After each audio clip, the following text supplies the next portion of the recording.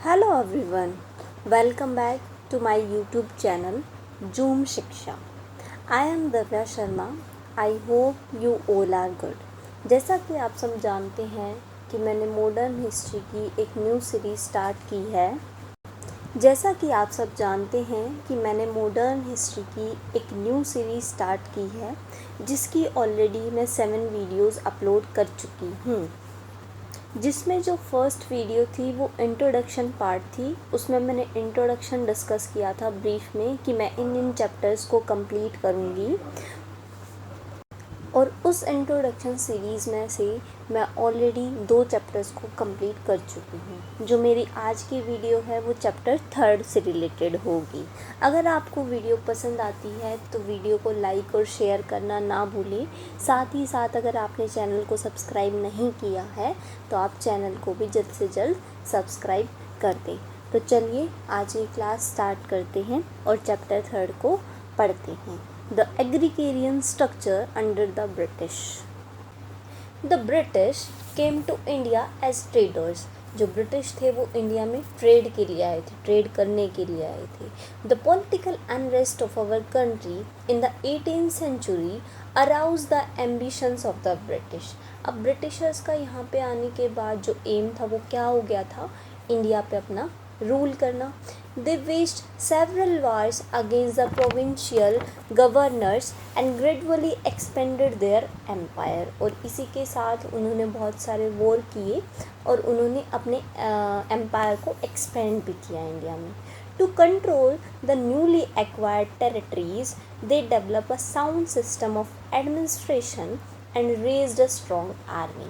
ये अभी तक हम पढ़ चुके हैं, और जो आज हम स्टार्ट करेंगे वो हम सिस्टम पढ़ेंगे कि ब्रिटिशर्स ने कौन कौन से सिस्टम्स को अपनाया यहाँ पर। तो सबसे पहले हम पढ़ेंगे the revenue system. Administrative bodies और आर्मी का जो खर्चा होता था, यानी कि जो ब्रिटिशर्स को देना पड़ता था उन्हें, उनको मेंटेन करने के लिए ब्रिटिशर्स के लिए ज़रूरी था कि वो इंडिया में इंक्रीज़ करें देयर फाइनेंशियल रिसोर्सेज, कि वो कहाँ से जो है पैसा प्राप्त कर सकते हैं। This was done by maximising the trade को मैक्सिमाइज़ करके उन्होंने इंक्रीज़ किया अपना financial resources. Buying raw material from India at cheaper rates, उन्होंने इंडिया से चीपर रेट में रॉ मटेरियल को ख़रीदा। And selling manufactures product of England at higher prices, यानी कि उस रॉ मटेरियल से उन्होंने मटेरियल को बनाया और हाई रेट्स में उनको इंग्लैंड में जाके बेच दिया। थर्ड जो पॉइंट है, collection of land revenue from the provincial governors, यानी कि उन्होंने लैंड रेवेन्यू भी कलेक्ट करना जो है स्टार्ट कर दिया था इंडिया में। और इसी के साथ यानी कि apart from the trade, the British now focused their attention on the different sources of revenue, कि रेवेन्यू कहाँ से प्राप्त होगा। और इसी के साथ हम पढ़ते हैं the company as diwan. In 1765 during the governorship of Lord Clive, यानी कि जब लॉर्ड क्लाइव थे गवर्नर जनरल, तब the Mughal emperor Shah Alam II granted the diwani of Bengal, Bihar and Orissa to the East India Company, यानी कि जो मुग़ल एम्परर थे और शाह आलम थे, उन्होंने जो दीवानी थी बंगाल की, बिहार की, उड़ीसा की, वो ईस्ट इंडिया कंपनी को सौंप दी थी। और इसी के बदले जो कंपनी थी वो उनको एनुअल पेमेंट करती थी 26 लाख का, यानी कि साल में जो है कंपनी वो 26 लाख इनको पे बैक करेगी। The company thenceforth appointed 2 deputy diwans, one for Bengal and the other for Bihar. और इसी के साथ क्या होता है कि जो दीवानी राइट्स थे वो कंपनी को फुल अथॉरिटी प्रोवाइड करते हैं over the final resources of the territories under its control, यानी कि सब कुछ जो है वो ब्रिटिशर्स के कंट्रोल में आ जाएगा। कौन सी स्टेट्स का, like in Bengal, Bihar and Orissa. For greater profits, the land revenue was now farmed out annually to the highest bidder. As the tax collector was only interested in the collection of more and more revenues, जो tax collector होते थे वो सिर्फ revenue collect करने पर focus रहते थे। वो कोई भी ध्यान नहीं देते थे कि जो क्वालिटी है लैंड की उसको कैसे इम्प्रूव किया जाए. He hardly paid attention to improve the quality of its land. The poor peasants were exploited. यानी कि यहाँ पे exploitation किसका हो रहा था? Peasants का हो रहा था. The famine of Bengal in 1770 clearly highlighted the plight of the people when about 1/3 of the population died. और इसी के साथ हमारा ये टॉपिक ख़त्म होता है. अब हम नेक्स्ट टॉपिक की तरफ बढ़ेंगे. तो आइए देखते हैं. The quinquennial settlement. Basically quinquennial का मतलब होता है 5 वर्ष का समय, यानी कि 5 ईयर का टाइम. इस टाइम पे क्या होता है कि जो वॉरेन हेस्टिंग थे गवर्नर जनरल, उन्होंने इंट्रोड्यूस किया था the quinquennial settlement of land revenue in 1772. This was a 5-year settlement of land revenue where estates were farmed out to the highest bidder. Warren Hastings set up 6 provincial councils to supervise the work of the Indian Diwans. The corrupt tax collector were replaced by the Indian Diwans in the districts. A committee of revenue was set up in Calcutta. The system too proved to be a failure because the binding process was not too transparent. The state demand of revenue was fixed much higher than the land could actually produce. यानी कि जो state की demand थी revenue के लिए वो बहुत ज़्यादा हाई थी, इससे कम ही लैंड प्रोड्यूस कर पा रहे थे. यानी कि लैंड से इतना प्रोडक्शन नहीं हो रहा था, उससे ज़्यादा स्टेट की डिमांड आ रही थी एज अ रेवेन्यू. और इसी के साथ ये सिस्टम भी फेल हो जाता है. अब जो नेक्स्ट टॉपिक आता है वो है द डिसेनियल सेटलमेंट. बेसिकली डिसेनियल का मतलब होता है 10 ईयर, यानी कि 10 साल की योजना. जो लॉर्ड कॉर्नवालिस थे उन्होंने द डिसेनियल सेटलमेंट को इंट्रोड्यूस किया था. इन 1790 अ 10-year settlement was made with the zamindars. The zamindars now recognized as the owners of the land.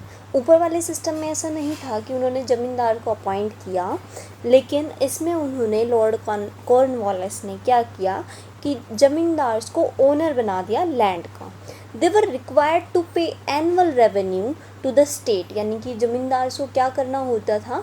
Annual payment करना होता था. यानी कि जो उन्होंने एज अ रेवेन्यू कलेक्ट किया है उसका वो 89% स्टेट को देंगे और 11% वो खुद के पास रखेंगे.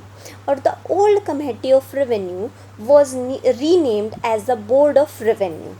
In 1793, the decennial settlement was declared permanent and came to be known as the Permanent Settlement of Bengal.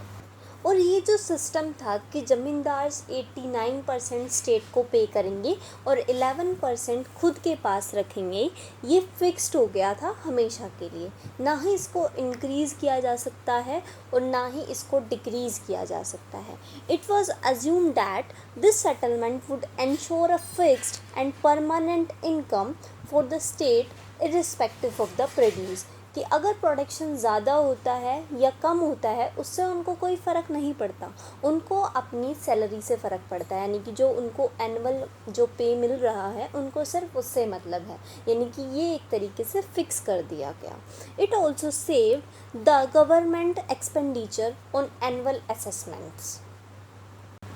And increase in production was of no benefit to the company. यानी कि अगर प्रोडक्शन इंक्रीज़ होता है तो उससे company का कोई benefit नहीं होता है, as it could not increase its share of revenue that was permanently fixed.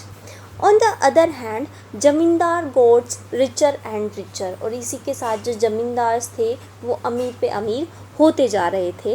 In condition of famines और failure of monsoon the zamindars failed to pay the state's share of revenue. यानी कि अगर famine की situation आ जाती है और production अच्छा नहीं होता है तो ज़मींदार जो है वो पे करने में मतलब नहीं रहते थे, वो पे करने में फेल हो जाते थे एक तरीके से। The state demand was very high and the company official oppress the zamindars, और इसी के साथ जो कंपनी है वो ऑप्रेस करती थी जमींदार्स को। और इसी के साथ सबसे ख़राब सिचुएशन जो थी वो थी किसानों की। The it was the peasants who suffered the most from the system. They were totally dependent on the zamindars for their living. Their property right laid with the zamindars, crop or no crop.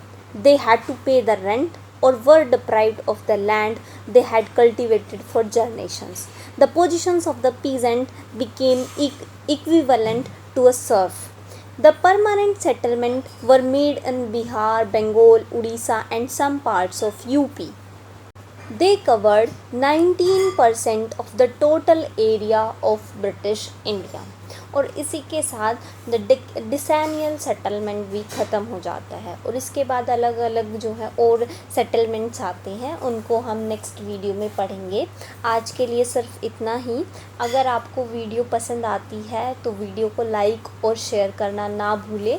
साथ ही अगर आपने channel को subscribe नहीं किया है तो आप zoom शिक्षा चैनल को भी सब्सक्राइब कर दें।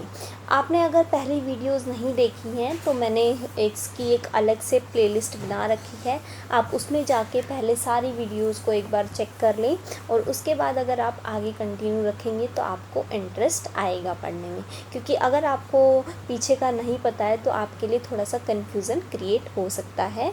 तो इसी के साथ आज के लिए बस इतना ही। So thank you, have a nice day, bye bye.